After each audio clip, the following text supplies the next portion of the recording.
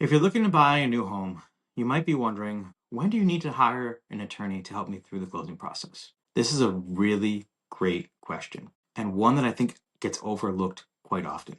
So I'd say there's 4 points in the closing process where you need to think about hiring an attorney: pre-contract, post-contract, pre-inspection, post-mortgage approval. I'm going to go through in detail talking about each section and why it's key to hire an attorney at these different stages. So stage one is a pre-contract. You found your dream home, you're ready to put an offer in.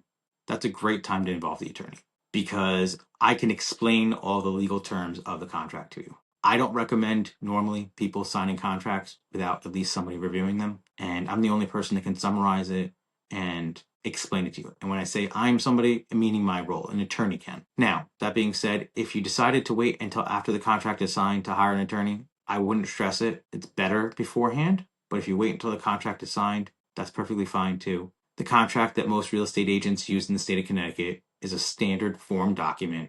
It's been reviewed by attorneys, it's been approved by attorneys, it's been used on thousands of transactions. You're pretty safe.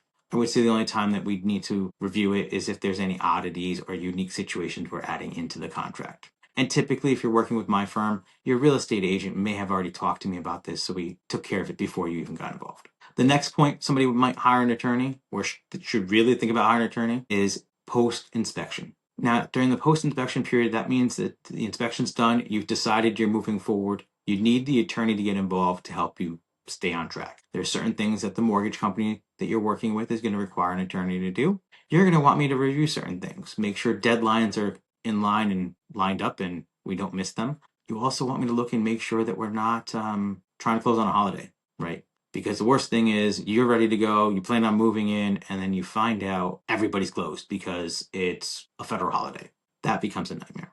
The last stage, and this is not somewhere I recommend you hiring an attorney, but the last stage to really do it is going to be if you're hiring an attorney after your mortgage has been approved. Now, the reason I don't recommend that is because once your mortgage is approved, we need to move quickly. And if you start looking for an attorney then, now things might get delayed. You might have to push back a few days for your closing.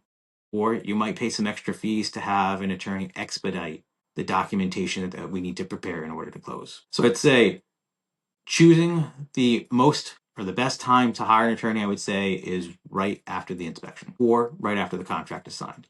Both stages, you are early enough in the process, the attorney can do their job of reviewing everything, making sure everything is in alignment, and properly protect you. So if you're looking to buy a home in Connecticut and you need an attorney to help represent you, that is what my firm does. We represent buyers and sellers of real estate in the state of Connecticut. We will make sure you're properly protected and guarantee that you have a smooth transaction because we will keep you up to date as to what's going on. If you found this information valuable or useful, be sure to share it with your friends and subscribe. I'm going to try to put out a new video on a regular basis so you can learn more about the closing process, because if you're more educated, the process is easier for you to handle.